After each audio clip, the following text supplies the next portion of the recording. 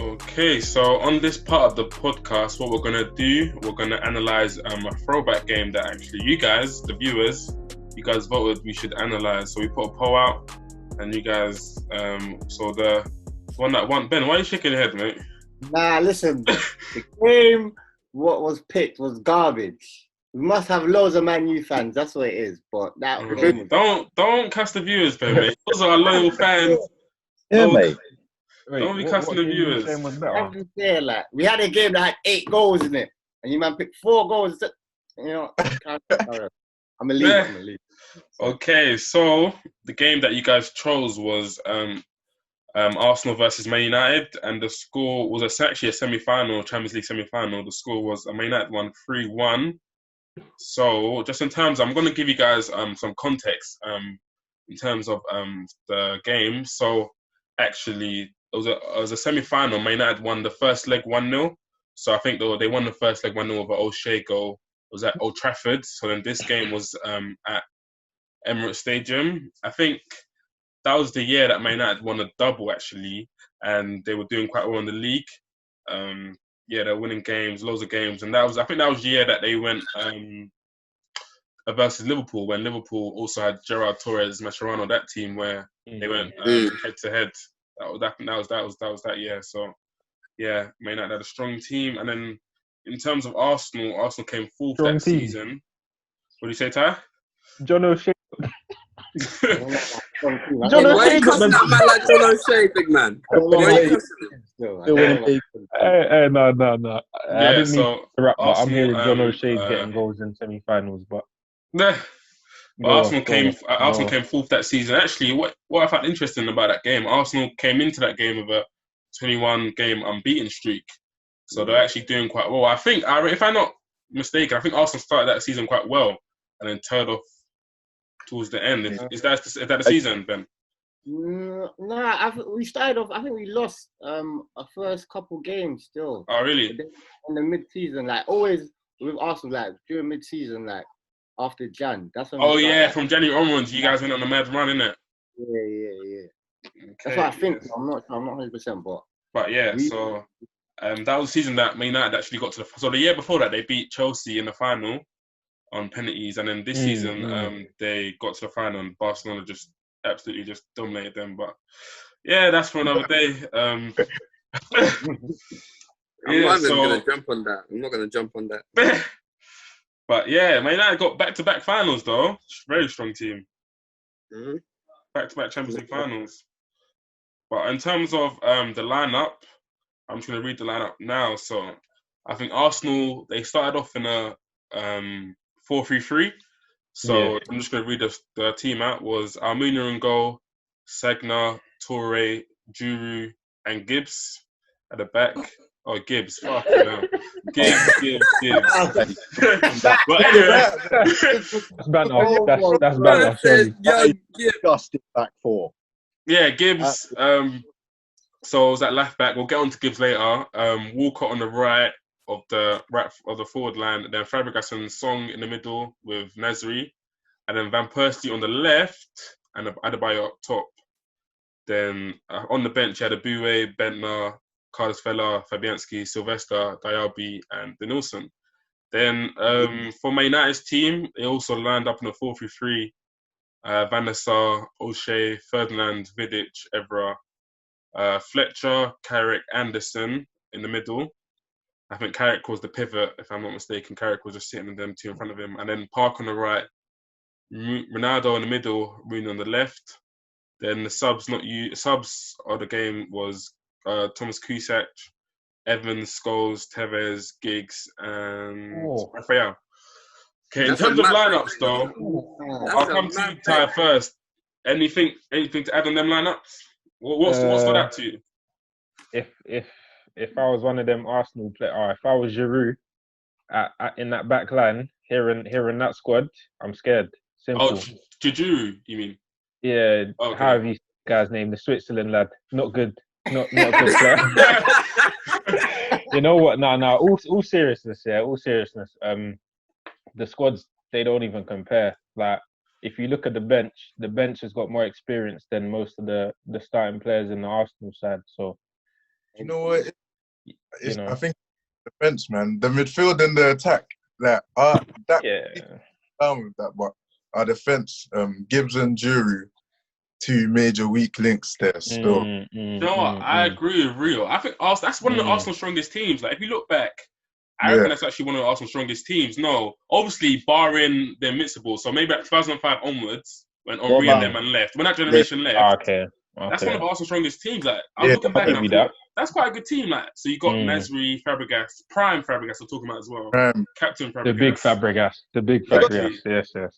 As well. What was that, Joe? Say that again. They got into a Champions League final against Barca, 2005, wasn't it? I was 6. Yeah, before the World Cup final, wasn't it? Was that? Yeah, Paris. He was in Paris. Even that generation's even gone. And I just think that was a different team. Yeah. Yeah. So even Van Persie, Adebayor, those are two good strikers. You got Nasri, Fabregas, like quite a good team. Ben, what do you think? It was a good team. I just think our fullbacks like Sanya and Clichy were like proper key to our game. So I think because one of them was missing, because Clichy was missing, like, and he was a serious player these times. It obviously left us like really, really exposed, like really bad. And we had to give the young lad a chance. And I don't know how old Gibbs was, but he was wearing number 40, so he's like a. Say again. It was about 19 them times. 19. Okay. Mad. That's tough. And then we forget the target, or you haven't forgetting the target personally. Almunia. That's the man. I knew it. Yeah. Let me not say it now, but that guy. No, but he was. You know what? At the time, he was actually pretty good. I don't. Man. I always remember him shaky. You know. Wait. I always remember him shaky. Wait. Peter. I know you would have remembered that Almunia was playing at a decent level for Arsenal. So much that England were even trying to check whether or not that he was a legend. Oh yeah, but that's because he was young. I think that's more of age, though. I don't think it was because of how good he was. I think it's age. If you're getting recognition like that to try and get a call up for England, not saying that England are blessed with a lot of great keepers, but it's something. Do you know what I mean? It's not like he's a player that's a weak link. It's more like man. I think it was shaky. I think it was shaky. No. I hear that, yeah. But you got to remember, during those 2 ties, he did save Arsenal a lot of embarrassment. True. He had the first leg, he saved them. The first game. Big game. He came with save. So in terms of Adrian, Joe, do you got any actually memories of that game? So do you remember like going into that game thinking we're gonna win this easily, win this comfortably, or do you actually have any memories or recollections of before going into the game what you guys thought? Or well, on the run to the game, I was just thinking to myself, we've never really let go of a lead like that. We're normally pretty certain when it comes to those situations. But the only thing in my head was that if Arsenal get the first goal at home, it's going to be a little bit sticky. But I remembered that Arsenal, at them times, they lost that steal where they can hold on to things. So even if they scored, we would come back and come back and come back. So I just remember when the first goal went in, I didn't even bother thinking like, even if they scored, they'll come back. Once that so it's the first goal in this tie or Shea goal in the first leg? No, in the second tie. Okay, cool. The second part of the tie. So when we scored that first goal, I think it was the 8th minute, I was like, the tie's gone. And they're going to be heads down. And I was right in the end because United ended up being ruthless that day. But yeah, I'll go to you, Joe. What about you? So before the game, I was a bit apprehensive about Arsenal. Just to the facts of that you mentioned, that 21 game unbeaten run as well in the league, wasn't it? And Arsenal do have good players going forward, like Adebayor, Van Persie, even like Walcott was doing all right, and obviously the midfield as well, like Fabregas, like he created a lot of chances as well. So, but like Adrian said, once that first goal went in, I thought it was all over because obviously we had Ronaldo up front, Rooney as well. So just counter-attack. Once we got the first goal, Arsenal had to come forward a bit and it left space in behind for like Ronaldo, Park and Rooney to exploit it. And obviously we exploited it well. But the memory I've got is literally I must have been probably about 12 years old, 13, so secondary school. And once that second goal went in, the Ronaldo one, sorry, I just went jumping up and everything. The mad celebrator. Young ones.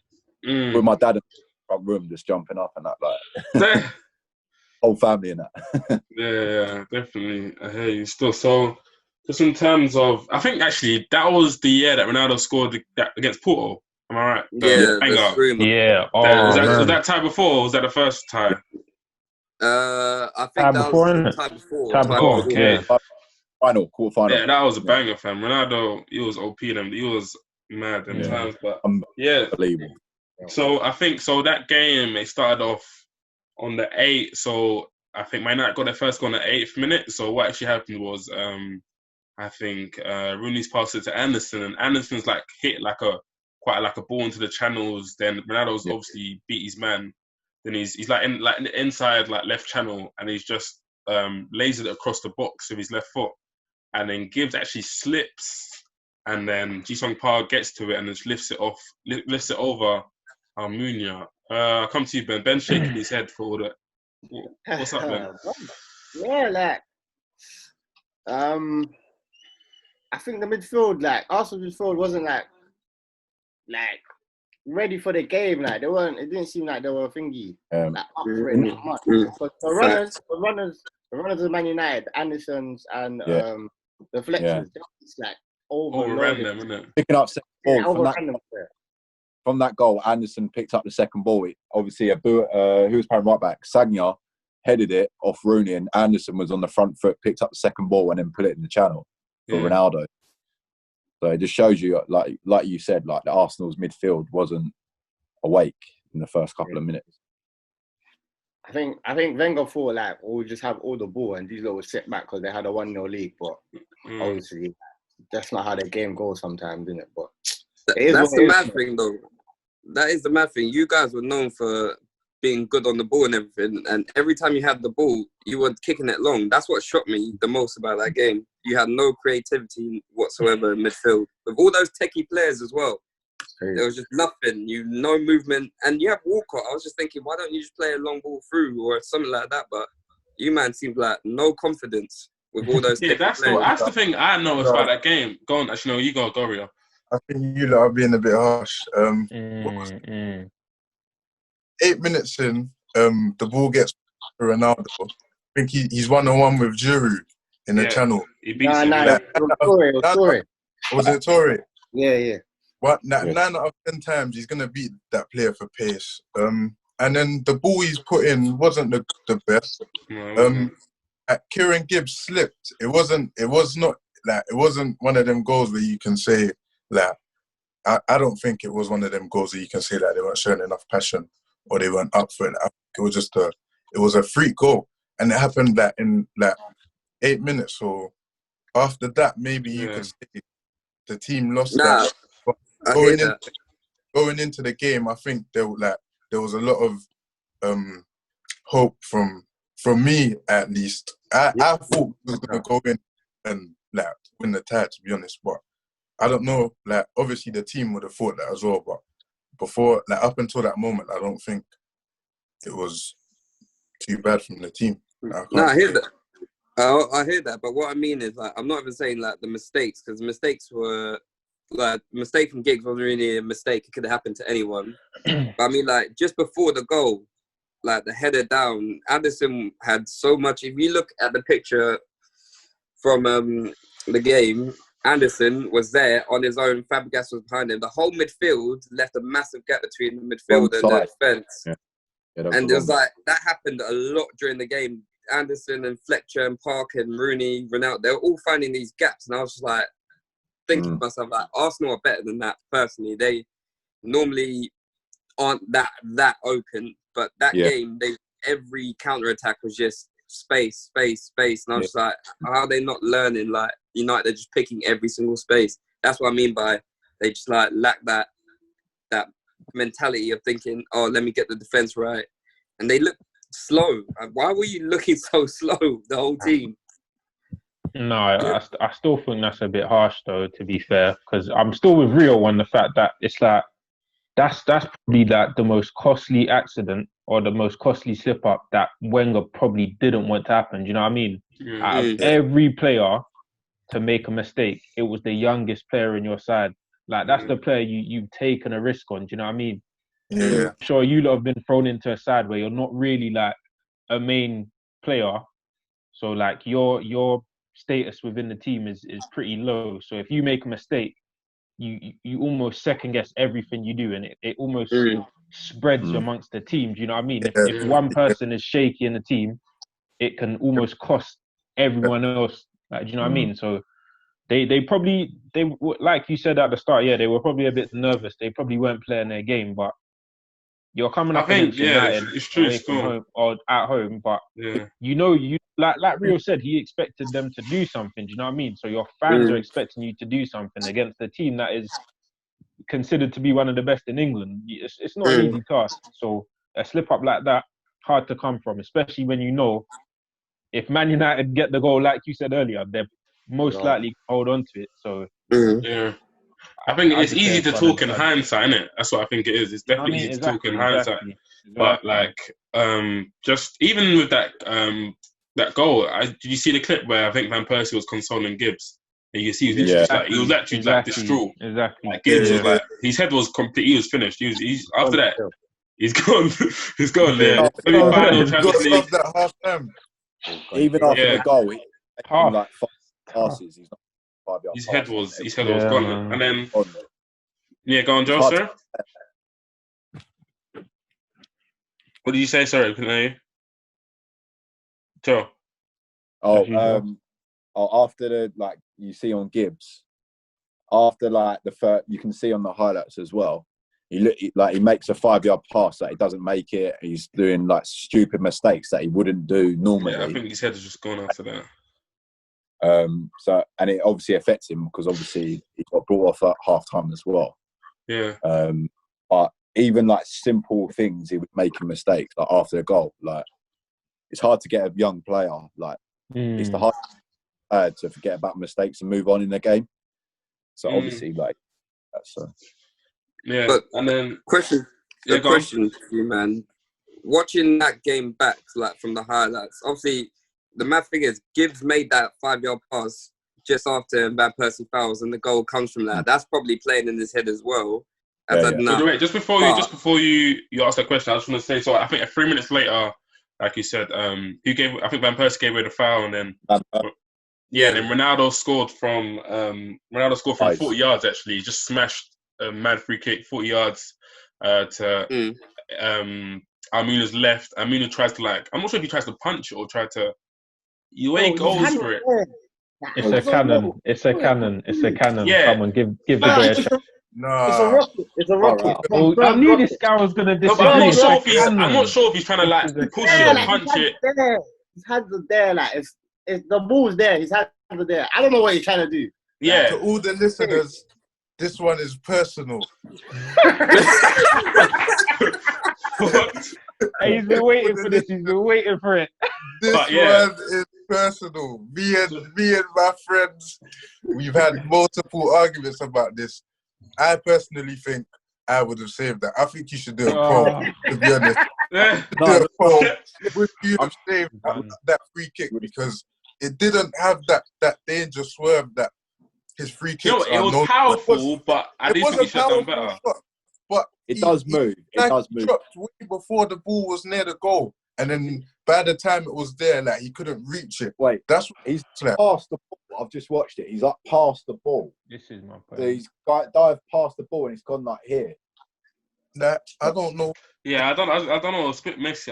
So Ben, wait, just to clear this up, Ben is the harshest guy you'll ever know on goalkeepers. Like, Ben is so harsh on goalkeepers. Like, it's crazy. Like, but yeah, go on, Ben. I understand it was a power. It was a banger. I'm gonna let that one slide. It was an absolute rocket. But these are the two things I'm looking at here. First, it is 40 yards. It's travelled 40 yards. You've seen the ball. You've seen the ball for one. Second, he didn't even go. He was on the side, so he could have easily saved that. Easily. I'm saying, I don't know what he was trying to do because his hands are there, but it don't look like he was fully committed to save the ball. So I'm confused what he was really trying to do.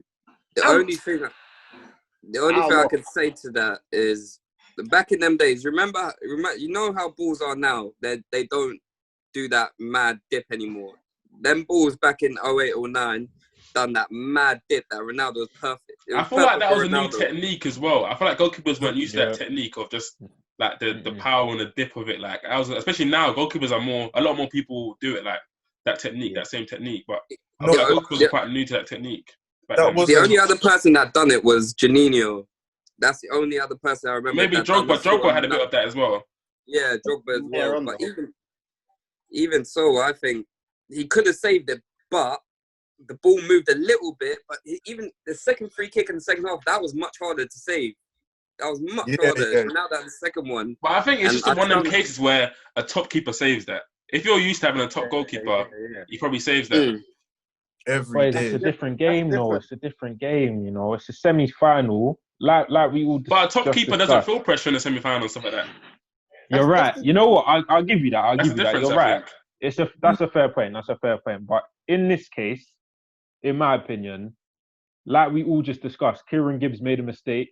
Yeah. And that mistake has kind of settled amongst all of the Arsenal players, including like Rio and Ben. I'm sure they were sad watching the game. Yeah. Just like the players, they probably felt this emotion, and once like they probably were really up for it, in like their nerves were probably high, and then after that goal they conceded, it's probably just shot through the roof. So even if you watch the free kick, as Ronaldo's lining up, everyone knows how Ronaldo lines up. He steps up, feet wide apart. He's far away from the ball. He's going to get a long run up on the ball. I'm sure, how far that's out, how far that free kick is, Almunia's probably thinking, I'm going to 100% get to this ball before it comes to me at however fast it's coming. I'm going to get to it. But it struck at such a quick speed. You have to give Ronaldo the credit. Like, that's true. Not easy thing to do. Do you know what it is, though? It's like, because Almunia was such an error-prone guy, when I saw Ronaldo stepping up, I was thinking trying to take the piss from Almunia, do not let him score this free. Like we said, it's a rocket, but I don't think it moved that much personally. It might have moved like when he first hit it, but when it was in the box, it was flying straight. It was straight, probably. I think we've got to remember it's one of those freak goals. Ronaldo scored one literally a tie before that, and no one expected him to shoot. Like, imagine it's traveling 45 yards, was it? His Porto one, and the keeper still couldn't get to it. And he hit that ball hard. The hit it hard against Almunia. The Porto was different. The Porto one went top bins. It didn't go top bins, but it was way further out. Like Peter said, keepers they're paid big money. They're paid money to save that stuff. You're paid to save everything within arm's length. They can get to the top of the goal. They've got 40-something yards to get to that ball. Couldn't do it. No, but there's a difference. That was I get you. Obviously, there's a difference, but he was definitely, the keeper probably was not expecting that. When Almunia knew he was gonna shoot, it was like once he done the stance, everyone in the stadium. But I don't think he expected it to come that quick, because watching it again, that ball moved before you even the camera couldn't even catch up with the ball. That's how quick it moved to the goal. Yeah. Oh, I don't know, but I understand. In real time. In real time. But it could be completely different. So it could be. Right. Just in terms of the first half, I think Ty was saying that just for how they were just Arsenal were just shell shocked. Like after that first goal, they were just completely shell shocked. Like Man United were getting chance after chance, and it's quite interesting because I remember watching that game actually in back then, and I don't remember the first half being Man United being that dominant. But now I watch it back, I'm just like, whoa, Man United were just completely dominant that first half. They were getting chance after chance. Like Arsenal were just really shell shocked, and I think what Ty was saying, just in terms of my opinion, isn't that's due to mentality, I think. So if you get knocked back, if you've not been in that situation before, you will probably get your head down. You put your head down, you don't know how to recover from it. But I think Arsenal, just in terms of like their mentalities, you can see it was quite weak back then. Like just in terms, in my opinion, anyway, just in terms of like that team. So if you look at that team, right? So we got Fabregas. That was he was a winner, obviously, because he was in the invincible side. He was young, but he was still there. He was still around them to have big characters like Henry, like Vieira, like all them. So even Van Persie as well. He was there as well. And I feel like in that game you can see it because Fabregas and RVP, they're just proper like in that game. You can see they wanna like they're trying to take the game by the scruff of the neck. They're trying to create something for Arsenal, but all the rest of them, and maybe Toure as well. Toure as well is that he was in that team as well, but all the rest of them just look like they got weak mentalities. To be honest, they just look quite like shell shocked. And if you compare that to Man United's team, who everyone there is a big character. Like, everyone there, they're winners, innit? Fergie's, you can tell that Fergie's installed in them just like the winner mentality. Even players like Fletcher, like John O'Shea, even not the most talented, but you can just see like, look, we've been there before. Like we've been here. We was here last year. We won it last year, so why won't we win it again? But yeah, that's what stood out to me personally. Gone down to champions. That's hard to come back from. Like Peter said, it's a different mentality. You're going up against the reigning champions. You go down when the whole city is expecting you to put up a fight. You don't want them to go. The main thing you don't want them to do is score before you. If they score first, you're on a back foot, and it's like Adrian said, you're expecting United to hold the lead. Once that goal went in, the whole team dropped. Obviously, like I think that is quite like certain players have that knack. Certain players know that you never show any weakness. You keep driving, like we'll later. But Fabregas kept on fighting. Adding your point, I think Arsenal, the later years under Arsene Wenger, they had that mentality of if they go a goal down or they're in the lead of a title. For example, the one was it Danny Welbeck scored the last minute, and there was top of the league, wasn't it? And they like obviously I think I don't know, I'm not sure who won it that year. Leicester. Leicester. Yeah, they came back and won the league after Arsenal beat Leicester. Oh, I remember that game. Yeah. Do you know what I mean? I think it's just the later years under Arsene Wenger. I just think it's that mentality of they haven't got that winning mentality as they did under the Invincible season. I think it's the type of characters they had at the club because obviously the Invincible season they had. Well, Vieira was a driving force. Henry was scoring goals. Who else did they have? Perez as well. So they had these type of leaders who show, even on the pitch, like Vieira's a leader, like a captain. Say if you wanted to make a captain, it'd be Vieira because of how he influenced the game. Also, Henry influenced the game as a leader because of how he led the line and stuff like that. But when you look back at the Arsenal teams under Arsene Wenger since since they moved into that new ground, obviously you got Fabregas, but he left, do you know what I mean? There wasn't real elite winning mentality I don't think he didn't have that bite. I think it was just that bite. In terms of like, what did you think, Ben and Rio? Just like when you went to go down, what did you guys think and stuff like that? I'm not gonna lie. I think it's always been our defense, to be honest. But that's kind of started from when we lost like Toure and then like Sanya. Those were like our last strong defenders. Obviously, we got for Marlon, Koscielny, and Mertesacker.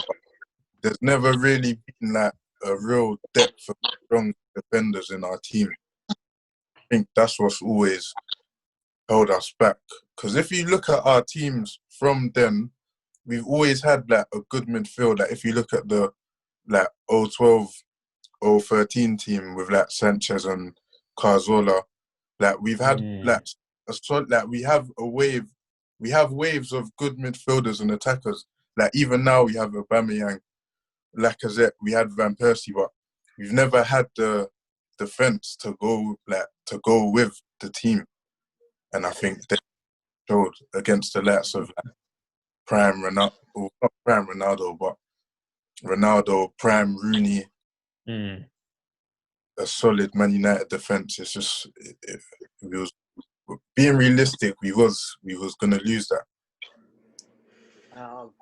That's tough. Let me not lie, because obviously, I don't know if you might remember in the Premier League, we did beat them at home with Nasri and Fabregas early in the season. So I was hopeful that we were gonna beat them again. I thought we were gonna beat them, to be fair. Obviously, as a fan, you're thinking, now we've got this. Obviously, when that goal went in, that's when I thought that's when you knew Wenger. He loved the youth prospects, innit? He that whole team was young. If you look at it properly, that team was proper young. I think that's what really set us up with the Ferry at the same time. Because of obviously we moved to the new stadium, he had to invest in the young guys. So he has to look at the young guys he's actually young, he's actually going to be performing for me at the time, innit? But obviously with the young people, with the young players, you need to have a couple experienced older players that know what they're doing, winners in that team. Like Joe said, we need some Vieira, some Henrys that are gonna be I know you man are young, but yo, let's go, you could actually win this game, innit? That's what I'm thinking. But because everyone was I'm gonna say our average age was probably 23, 21. It was a low, mid, low 20s. So I'm just thinking the team was super, super young. So that's why most times Arsenal wasn't really going anywhere with our cup. That's why we went on that drought, a serious drought with the cup. So, but yeah. Staying on that point that Ben said about how Arsenal beat United earlier in the season, I saw that. I didn't think Ronaldo was going to play up front that game in the Champions League. And I think that was one of the biggest things for United, because if Ronaldo was on the wing, he would not be as hard-working as Rooney was. That's what shocked me as well. I can't lie, Adrian. Because when I saw Bruno left, I saw Ronaldo up top, I was thinking, routed. But when I thought of it, I thought, yeah, it makes sense. Because obviously Ronaldo, he's going Real Madrid in the summer. He's like Fergie, I'm not tracking back, innit? I'm going Madrid in the summer. Let me just do my thing, innit? Get the ball to me. I'll do my thing, innit? F that, tracking back. I'm just staying up there, innit? You man. Yeah. And also just shows how talented Rooney is as well. Rooney's just a beast. Oh, bro. Baller. Yeah. Big baller. Work rate. But even then, United were just much more aggressive of everything. Second balls, first balls, they were getting everything. And the main thing is, I think, that really killed Arsenal was their attacks were precise. They were calculated. They weren't just running in random directions. They knew exactly what runs to make, and Arsenal couldn't keep up with them, especially the midfield. The midfield they're buckled. After the first two counter-attacks, they didn't want any more. I think you should have played the extra midfielder there and there, though, man. I think, only Fabregas' song, against those runners, nah, man. I don't know. I think Diaby would have been useful. Diaby would have been useful in that game. Yeah, and Diaby would have been useful, I think he's a baller. I think if he was just sitting and he does all the lanky leg chopping and everything that. But he can go up. He can use a box to box. He can go box to box as well, though. You lot say he was on the bench? Yeah, he was on the bench. He's not used. He probably had a knock or something. He was. But even Denilson was on the bench as well. Denilson could have probably sat and No, it is. Obviously, we're 1-0 down, innit? So obviously, you're trying to go for it. I do understand the bits of putting Fabregas and Nasri in the middle. I do understand that because he wants to go for the tie. But like you man said, obviously United are dangerous. You need to obviously think about what they're gonna do at the same time. But I'm thinking, he was thinking them are just gonna sit back trying to protect the league. But United want some different stuff. So there were different stuff.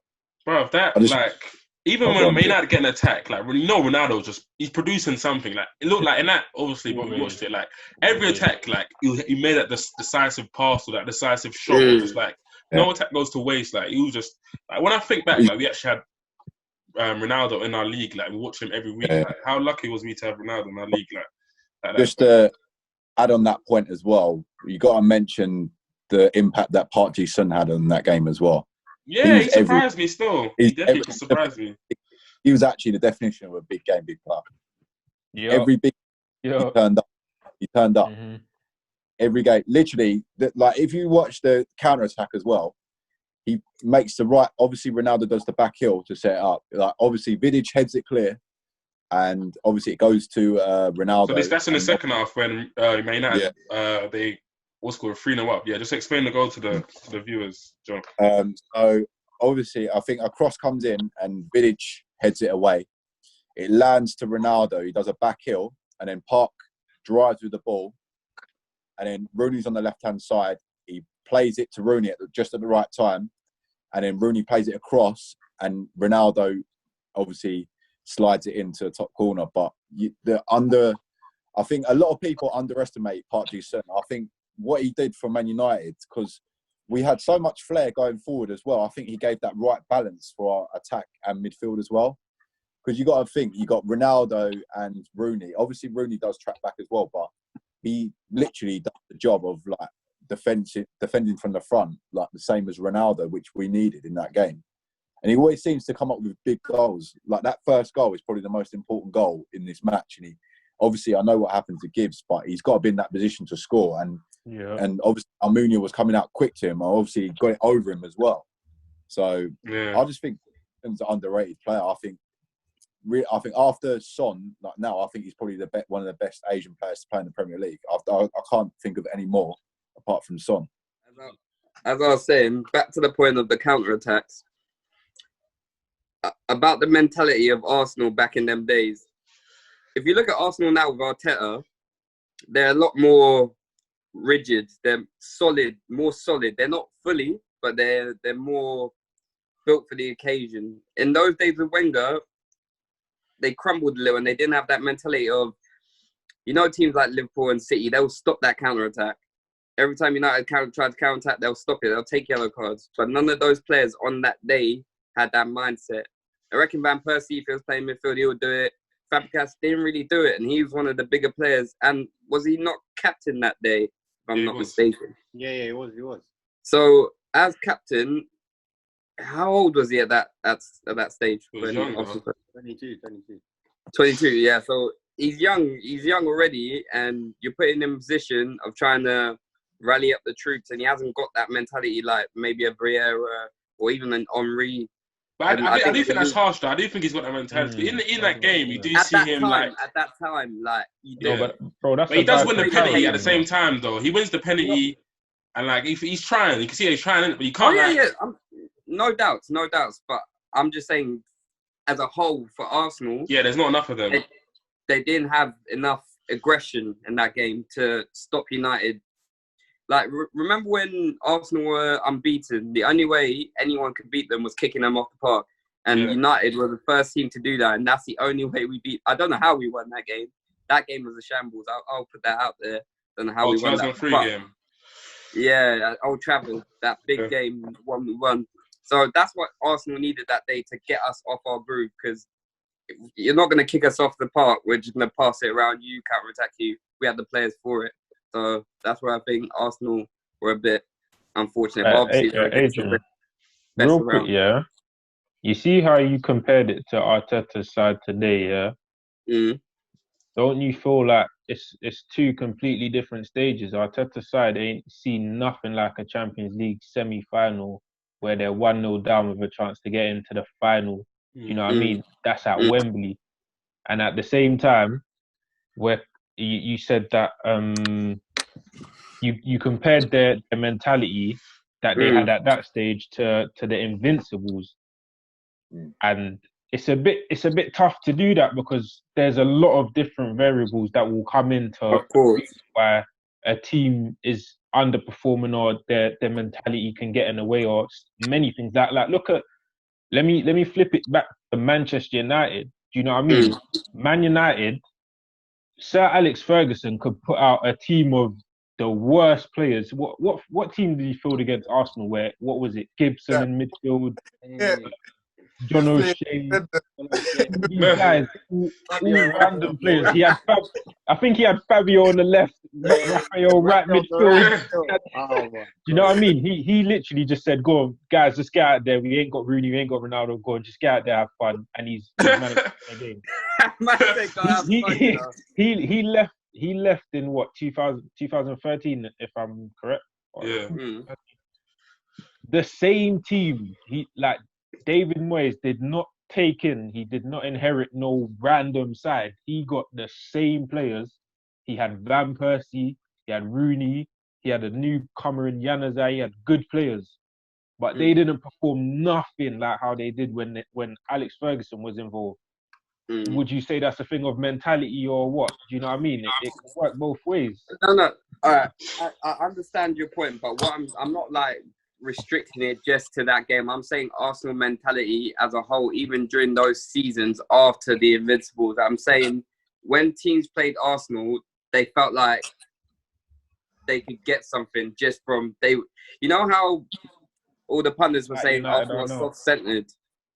Like they're soft-centered after the Invincibles. That's what I'm saying. Like after those times of 2006, I think they just lost all that bit of steel. And obviously they're young players, so that's fair. And he had amazing winners and great players in the Invincibles. So it's kind of unfair but I'm just saying, as reality, Arsenal weren't as steely as they used to be. Not just in that semi-final, but throughout time they haven't been. And Arteta's sort of instilled that in them a little bit, not the same way as Wenger had those Invincibles, because those players were just big characters by themselves. Didn't need Wenger, but I'm just saying that in that sort of respect. But I understand where you're coming from. Yeah, that's understandable. Yeah, so. Yeah, but big point, boys. Big point. I just want to, Oh, man. Unused subs. I'm looking at it right now. Some guys call him the best English midfielder. Paul Scholes. What are we saying, boys? Why was he on the bench? Please, someone talk to me. So he was an unused sub, is that right, Ben? Yep, unused sub, semi-final. He didn't even come. He didn't even touch He smelled the grass, but he was sitting down smelling the grass still. That's a bit disrespectful to you, to be fair. They didn't even, that's what I'm saying. They didn't need to bring him on. They still won the game. But still, it's a semi-final. Why bring him on? Why bring him on if Anderson's doing a good job? Think about it. Semi-final. I can't lie. Gerald and Lampard wouldn't be on the bench. Not having that, bro. No way. Were there anyone that could do Gerald and Lampard's job on the bench? Was there? I was thinking hard still. Let me not lie. Fair point. But still, you man are saying Scholes is like taking what? You're telling me Michael Carrick can do Scholes' job then? That's what you like. That's what you're saying. No. Ben is shameless. Ben is too shameless. Don't twist it, Ben. Don't twist Carrick it, can do Scholes' job. Ben, don't twist it.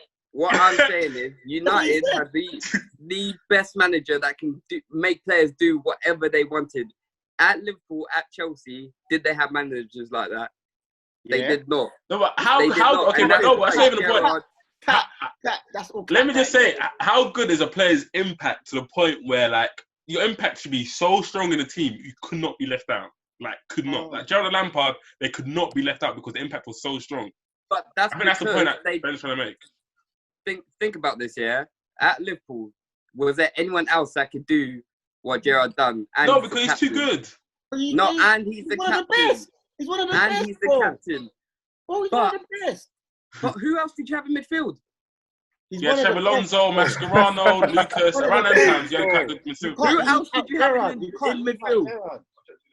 No, we had Alonso, Mascherano, Lucas. That was the midfield back then. All right. And at that point, I think Scholes was around maybe 32 in 2009. And how old was Gerrard? He was 32. No, Gerrard was at least like 27, 28, 26, 27, 28. So that's prime Gerrard against Scholes, who was 32. When Scholes was younger, was he getting put on the bench that much? No. So come on, man. Then. Put some respect on his name. Different games, man. Don't do this. Don't do this. What did Gerrard? Scholes then? That's what you meant to say. No. When United played Liverpool at Anfield. If Paul Scholes watches this, you're going to be ashamed of yourself. Listen, Paul. Don't forget this. This is a big platform. We're going to make this a big platform. Don't do this. Scholes is a good youth, man. We like Scholes. Scholes is a good youth. He's all right still. Like, he's all right. You know what I mean? Adrian, go off on him, please, man. All I'm saying is, Ben, when Liverpool were playing United, why was Gerrard on the bench? In 2000, what was it, 2013, 14? Yeah, that was the season he left the next season still. What's I'm not seeing here. What's going on here? Was he on the bench all the time? Let me go, man. Was he on the bench, Ben? I'm going to leave. Ben, was he on the bench? Okay, he was on the bench. Yeah, fair. And what did he do when he came on? 5 minutes and he gets a red card. You're telling me that's your big boy? Hey, the argument's done. Wait. Ben, don't do it. It can't be done. Because I'm going off on the final now. The final. All right. Okay, all right, cool. All right, Who starts in midfield over Scholes? Ryan Giggs. Come on, boy. You're telling me Giggs can do Scholes your job now? All right. Okay, cool. Man. I'll come to you. Obviously, I know I have to let the genders run. You know, I'm on the side of the content and the creators, and here on Street Pundits, sometimes you just have to let the genders run. But just in terms of Anderson and Fletcher, Joe, I'll come to you. Like, they had pretty good games actually. Like, what did you think about them? In general, I think they're just bog standard players. If I'm being honest, like mentioned before, I just think the factor of Fergie being the manager just improved their level even more. Like, I used to watch Anderson play, and even like some games, I just think you are terrible. Like, and also like Fletcher, we need to remember, like, even in some games, he got important goals. Like, he's like, I don't know, these players under Fergie, sorry, they just went up another level. Like, if there was any other, like, for example, Anderson was at Porto, like, who actually heard of Anderson before he went to Man United? Like, not a lot. He was big. He was golden boy. Yeah. I was happy he was golden boy, you know. It's running the thing still. But, like, it's just, I think they've got... It is a good point. Just Ferguson, just how, like, good he was and just how he used to motivate, like, players that probably didn't necessarily have, like, the best ability in the world, but real, mate, you look dead over there. Like, you just look absolutely... I'm good, bro. This looks like it's actually killing me. Like, in terms of, like, I know it's a loss, but also, you just look good. I'm good. dead. Like, okay, I'll come to you, Rio. What's the positives? What were the positives for Arsenal? Obviously, just smile a bit for us, man. Positives, Van Persie's penalty, I can say that. that was about as good as it got for us still. But one thing I can say about our selection was, like, looking back at it now, Van Persie on the right and Adebayor starting up top. I don't know if that was the best side we fielded. I think we could have... I think Walcott was on the bench. No, Walcott started right, Van Persie started left, and Adebayor top, yeah. Oh, okay. Yeah. Cool. No, makes sense. But I just think Van Persie down the middle would have been our biggest threat. Over Adebayor, are you sure? Yeah, man. Adebayor was big these Adebayor was mental. He was, but like, I don't know, man. Van Persie had the fight. Adebayor, he didn't look up for it. No, that's a good point. Adebayor didn't look up for it though. I think he's one of them guys that once he clocked the second goal went in, he was like, he gave up. Yeah. You lot need to remember this is a world class back line he's up against. You know, same way Van Persie would have struggled. You know what I mean? That's Evra, Vidic, Rio. Yeah, but Ty, this is the winning mentality though. Like, you gotta think you can win. If you don't think you can win, it's done. It's game over. No. Like, it's the winning mentality. Like, that's what I think. Like, I know you're like you're sympathizing with the players and that, but at the same time, like, to the point where it's just like, bro, like, no one's gonna win this game for us. We're gonna win this game. You're right, because they're there for a reason. Show up in it. Don't show out. Just, you know what I mean. Don't just go out and then say, at least we made it here. Like, put everything on the line. But I feel like we're exaggerating how much Adebayor wasn't like. No, Adebayor was a top class striker still. You know what I mean? It's like he went out there and said, "Nah, they've won the game." Like, it's just, you know, are we even sure Van Persie would have done more than Adebayor, to be real? Like, do you know what I mean? Like, Van Persie might have got the little penalty, but you know, would you really say that he was much better than Adebayor at that time? Especially Adebayor finished what? Top goal scorer in the Prem, the season before, season after. Yeah. He was a really good player. Do you know what I mean? But really quick, I did see a recent, I think it was a Twitter poll asking which left back you would rather start, bench, and cut out of Evra, Ashley Cole, and Robertson. Yeah. That Evra right there was world class. That's world class. That's showing you how good that back line was. Evra was up and down that wing. Yeah, no, that Evra was definitely world class. 100. But out of the three, I think I'm gonna have to go for Ashley Cole. Yeah, Cole's a mad man. Actually, you got it. Boys, can we all agree on Robertson getting cut though? Yeah, just Yeah. Cool. Say nice. Yeah. No. Sweet. I can't lie. Everyone was prone to a mistake though. Everyone was prone, like, he did have a couple mistakes in him. Everyone did have a couple mistakes in him. Every defender has a mistake let your in him. Liverpool blood. This is what I'm saying. Every Liverpool player has a mistake. Now maybe towards the end, maybe towards the ending of his Man United days, but prime Evra was long. No, we're forgetting how consistent Robertson is. Take nostalgia away from it as well, bro. Take nostalgia away from it. Like, I know you guys like, oh yeah, whatever. Like, I want to be back in school. Everyone listen to Peter. Go on. I was eating the sprinkle cake back then. Like, man was like in school. I had no worries back then. Cool. Like, man gets that in it. Like, yeah, whatever. Cool. But take nostalgia away from it. Like, and just player for player. Like, how consistent is Robertson? How, like, he just barely has any bad games. Barely. What are you doing? What are you doing? Who you cutting? Define consistency. I swear he's played 2 seasons. Yeah, 2 seasons as the best left back in the world. What can that do? No, come on now. 2 seasons. 2 seasons, surely. Okay, 2 seasons and a half though. Let's say 2 seasons and a half. But even still, 2 seasons is a long time to be at the top. Evra came in 2006. And then when was he was the best from? I'm gonna say he came up from 2007. That's when he was established. 2008, I'm gonna say he's the best. By like 11, he's done. By 11, he's done. Marcelo's the best left back in the world. By 11, so that's 3 years. But his standard never dropped. That's the same thing with Robertson, though. Stayed at that level, and it's consistency. He's won medals. Yeah, he's shown at the highest level. He's shown that composure. He went into a Champions League final, won it. I give it to him, fam. But same with Robertson. Well, obviously, he's probably going to win the Premier League. He's already won the Champions League. Like, it's the same, innit? Good point, Joe. That's a good point, Joe. I'm not gonna lie. That is a good point. Like, even you're saying after he was finished after that, but he went to Juventus and won in Juventus. No, but obviously relative, innit? Like, in terms of his prime, innit? He wasn't finished. Obviously, everyone's still comparing. I'm just talking about his prime, but yeah. But Ashley Cole, for sure. I think Ashley Cole's the best left back of our generation. Like, in terms of English left back, like, he's just unbelievable. Defend, attack. Yeah, mad ball. You know what I think we need to do is do a little comparison of 2 generations that are quite close by. So this current decade and the decade from maybe 2004 to 2011. I think that decade from 2004 to 2011 was the best decade of football. But in terms of that though, like, it's hard to separate nostalgia, man. It's hard, fam. No, I'm not saying. Players in that. That's what I'm saying. It's for another day. Hard, fam. It's unfair as well.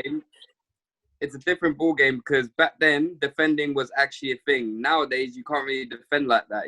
There's the dark arts of defending aren't the same. You can't do them sort of things that you done back there with VAR and everything. So that's why I think it'll be difficult, but it'll be a good sort of thing to go about, and then you can see what players and which. Just in terms of the game, I'll come to you, Ben. Like, did you notice anything different about the game, like in terms of like how fast it was, the gameplay, or anything like that?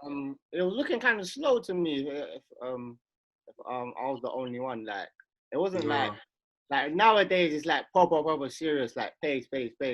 There, like, it had like short bursts of it, but it was still looking like slow from time. So, like, I think when we were going through the years, like going on, like, I'm saying probably like 2012, like onwards, like the game just got faster. Like, everyone just got faster. The speed of it, everything, and like pressing got introduced. Everything got introduced. So different tactics got introduced. So I'm thinking like pace wise, everything wise, tactical wise, it got advanced obviously, but that game there was looking real slow at times. But that's why I'm thinking, to be fair. I don't know if you lot agree with me or if you lot thought the different stuff. I was thinking. I definitely agree with what you're saying, but if you're talking about this game, Man United were looking, every time they countered us, they were looking electric. Like, that last goal, that I think that has to be one of the best like counter attack. Yeah, 100%. I agree with that. 100%. It was so precise and it was so quick. Like, it was a good goal. But I definitely agree with what you're saying. I think, I echo Rio as well. That's probably one of the best, like, in terms of like transition and just making your way from the opponent's penalty box to your box. Like, that's probably one of the best like counter-attacking goals like ever. Like, it's just like literally, like, I think it must have been like, what is it, like 9 seconds or 10 seconds? the goal. Yeah, something like 9 seconds, 11 seconds or something like that. Yeah, like it's just crazy, like absolutely crazy. Just the way like they counter attack with position and just it's absolutely nuts. But yeah, so just to end, I'll just say like about so I think Arsenal, they also did get their consolation goal. Was it Fabregas was through on goal, then Fletcher took him down, and Fletcher got a red card, and Van Persie just smashed in the net. But yeah, I think by that point the fans already gone, and just it was over. No. Absolute lie. This guy. TV's off. Straight to bed, and you know it. And you know it. I was like, "Oh, we scored." That's unfortunate though, because Fletcher didn't deserve that. You know, that's why they added that new rule of what's it? Every card in that you've had in the final doesn't count. In like Xabi Alonso would have been out of one of the finals, but they took that out because players like this Fletcher should have been in the final. He played good. Like. I know. He got the ball, didn't he? He got the ball in the tackle. You got the ball. He clipped him though. He did clip him, but it was a reckless challenge. It was a reckless challenge. Yeah, it was reckless. I do think it's quite harsh. Actually, in terms of that midfield, I think the way especially that Man United team, it does remind me. It's quite similar to the Liverpool team of now, the Klopp's team, just in terms of like how efficient they are, the way they work. Like especially that midfield three of just workhorses, like boom, workhorses. Like, it's so similar to the way we play now of like Fabinho, Henderson, Munjala, just workhorses in midfield and just letting the attack just do their thing. Like especially that team. Especially in that game. Yeah. Yeah, it's quite like, especially Ronaldo as well. Ronaldo always remind me of like Salah. Like sometimes you watch Liverpool. Salah will just be up top, doing nothing, whatever, do your thing, bro, and everyone will just track back and let Salah do his thing up top. But like it just I think the two teams are quite similar. What do you think? That's a good comparison. No, that is. That's why I get annoyed watching Liverpool, because I'm like, this is how United used to play back in the day. Like, if you look at it, like, I remember a game, it was Tottenham. We played Spurs, and we were losing 2-0, and I wasn't even worried. Do you know, it's one of them games where I wasn't actually worried. And then we came back. Ty, come on. Good one. Sorry, Ty. I'm sorry. Go off. Sorry. Yeah, we had no beef. Ain't no beef. This is about you lot losing. We had Rooney, Ronaldo, Tevez, Berbatov came on in the second half, I think. Like, we had already 4 attackers. Scholes, Hargreaves. We had so many top class players. And it's like Liverpool now. I know Liverpool haven't got the death date that 2008 United team have, but they still have good squad players. Like, don't get me wrong, they would start for a lot of teams in the Prem. But that's where I think that the similarities are right there, because both teams are just endless attacking, constant. And they won't stop until they pound you. Like, United wouldn't stop. Until, That's a good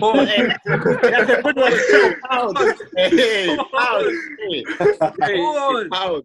But we would outscore everyone. I think Liverpool do the same. 100%. I'll come to you, Rio and Joe. Just that in terms of these, like Adrian mentioned, their attack. So I think they had like Ronaldo, who's just about to lead Real Madrid. You had Tevez, Rooney, Berbatov, like very lethal attack. Like that's a top attack. Like where do you rank that attack in terms of like just best attacks in Premier League? Like how much do you rate it? I'll come to you, Rio and Joe. Whoever wants to. Go on, Joe. I'm gonna be impartial because obviously I'm a Man United fan, but me personally, I can't really name a better one, but a better attack really than that, because it's got an all-round. Rooney, who's got a bit of like back then he had a bit of pace, to be fair, and he had like the finishing, like the as well, a bit of flair, and you got Tevez who run about a lot, and also like Ronaldo, the flair as well, the pace, and then Berbatov, like this guy, I swear I've never seen him sprint, but he's just still such a good player. Has anyone actually seen this guy sprint like on a reel? Yeah. Who remembers Berbatov hat-trick against, I think it was Blackburn? Yeah. Oh my God. The guy walked to the other end of the pitch and still scored. Yeah. He pinged the ball out to Nani, and he didn't even break sweat. He was just jogging, not even jogging, like kind of like not even half pace, and he got in the end and then got a hat-trick. But I just think that attack just had everything really. I don't see any attribute he didn't have. So yeah. Yeah, I don't know. I think I probably it's up there with the all-time greats. I'm trying to think of one that has as much depth as that, and the only one that I can think of is kind of the Invincibles. But besides that, that's a very good attack. Wait, Ty scored in his eye. Just I don't look happy. I don't know, the likes of Henry. Yeah, you were watching Invincibles. Don't even do that. Don't even do that. Don't even do that. Don't even do that. Guys, like, there was guys over Mars on the wings. There was guys, man. There was that was a good attack. Is it over Mars on the wing? Yeah. You weren't watching this. This is what I'm saying. Bro. You weren't watching this. Well, he was the backup striker. I saw it was Ali Adi, Invincibles. Yeah, Invincibles. What was that after? Who was it? It's that English guy. What's that English guy's name? Is it Francis Peters or whatever? Yeah, Francis Jeffers. Yes, whatever. Rio, you might grill me for it, but are we not going to mention Man City's Aguero, Sane, Sterling? Do they not get a mention? Surely they do, but do you know what it is? There's like Sane is still young. Like I haven't seen him tear it up with enough consistency to say the greatest of that. But you got also the Man City one of Negredo, Aguero, Jovetic on it, Dzeko, Balotelli. That was actually what? That was Negredo. Yeah, that was a part. No chance that they get greatest. What? No, Negredo was top. Negredo banged for the first season. One season. Peter, go and try and put him in your greatest Premier League. No, I'm not. But I'm saying that attack was decent. It was alright still. They won the Premier League. I swear, Dan, if you lot are gonna do this to me right now, they weren't everyone better. They weren't the best though. They weren't the best though. Let's say Harry Kane and Dele Alli. Everyone include them now. No, but I think in terms of like threes and punts, obviously you have like SAS, you have like Dwight, York and Cole, then you have like the Liverpool, the front three now. But in terms of the depth, Joe's right. Like to have like four like amazing attackers, like that's just crazy. Like four. I think the only one is the treble one. So the treble one had Solskjaer. Yeah, the treble was the other four. Yeah. But you rarely get fours nowadays. It's difficult. Yeah. It's change of formation. Got two up front, so they can flip them around. Yeah.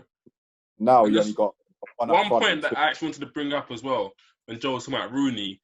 Like Rooney as well. A lot of people forget when he came from Everton and the first years of Man United. Like this guy was actually skillful. Like he had flair. Like, he played like a cage footballer almost. Like you see how like Tourette, and maybe not to the way Tourette plays, but like he was a cage footballer. He would do skills on the pitch. He was just raw. Like, but I think our generation, they watch Rooney like 2010 onwards, and they just see like this efficient footballer, this almost like robot that like Ferguson's created, like just to be win, be efficient.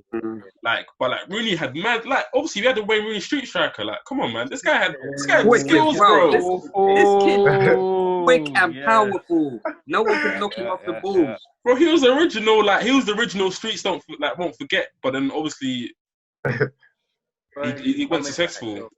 But yeah, skills though. He's underrated. I think Rooney's so underrated. I generally through this because obviously he's Man United's top goal scorer. You got to think how big of a club Man United is. It's like one of the biggest in the world. And he's top goal scorer. He's top goal scorer of England as well. Obviously, probably Harry Kane go past that as well. But I just think he's underrated in that sense. Like a lot of people just say, "Oh, Rooney's this, Rooney's that." I just think he's so underrated comparing his stats. Even though his overall gameplay as well, he was unbelievable. Like he adapted his game. When I think it was like 2012, he adapted his game. He went to midfield. Like I think that game as well. That's the year before he turned to Crackhead Rooney, and Crackhead Rooney. My God. Rooney with the green toe 90s. You know what I'm talking about. Rooney was a different animal, big man. Cracking Rooney up top. I think Ronaldo left, didn't it? So he took upon himself. Yeah, he took over. He took over. Remember that game against West Ham when he scored that hat trick by himself? That's when I realised this guy was on a different level now. Demon stuff. Like, Fam, do you know how overpowered he was that season? I think he got like 30-something goals. He was different. That season he was different. Like that's why I don't understand why they didn't just play him up top and just buy like a Cam or buy like a winger. It's his height though, man. It's his height. Don't you think his height kind of gets in the way? Even though he was scoring headers, all around. But that's the thing. He's so good at connecting play as well. It's like he's a victim of his own. Like you know, exactly. That's perfect. To put it like that is perfect. He's so good of a footballer that you don't want to have him far away from the ball too often. Because you can kill him out of the game. Do you know what I mean? You want him to be involved. Maybe if Sir Alex was more brave, he could probably play like a false nine, like how Messi was. Do you know what I mean? Because Rooney could easily play that position. That guy was a genius, but nearly scored a hat trick of free kicks against Arsenal in the 8-2 win as well. I just thought, just in case people didn't know, innit? I just thought I'd bring that up. But yeah, man. I remember that season as well. He was banging headers against AC Milan. Yeah, there was a season where he had like double figures headers and that. Yeah, I was like, what? The guy can do anything. But the guy can. But yeah, so I'm gonna end on that note. I think we've run out of time. But yeah, man, it's been a good session, boys. Talking to you about a throwback game like this, just comparing it and seeing it. But yeah, man, peace, boys, and join us next week. Blessings, man. Blessings.